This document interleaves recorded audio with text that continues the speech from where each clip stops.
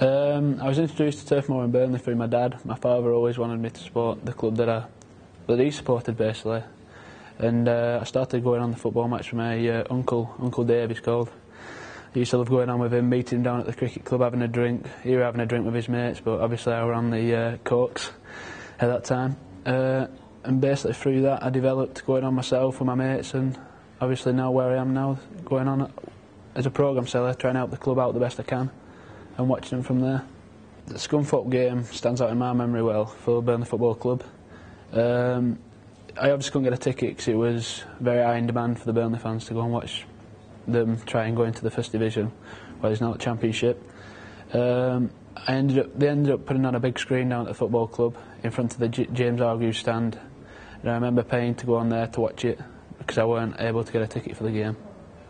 I went on there with a few friends, and I remember at the end, after we won, running up to my granddad, giving him a hug and saying we've done it, thinking that was the best league that we could get in from a small club like Burnley. And that was all, really. The build-up to the Premier League were another nail-biter for me.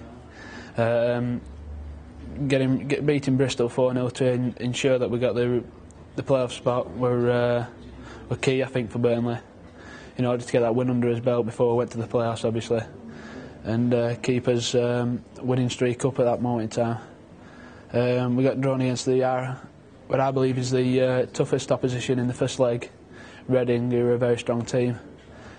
And I was watching that from the James Hargreaves stand upper, and I remember getting the penalty and Graham Alexander scoring into the bottom court, into the middle of the net, ensuring that we got a 1-0 lead to go to the Medeski Stadium.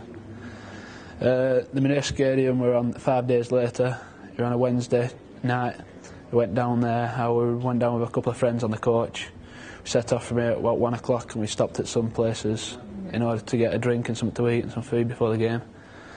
And that's where I started to believe that, hang on a minute, we could be going to the playoffs here. When Martin Patterson was running from his own area, well, his own half, running down the line, and he hit one and I was stood behind the net, and I couldn't believe it. Just rocket in the top corner, curled.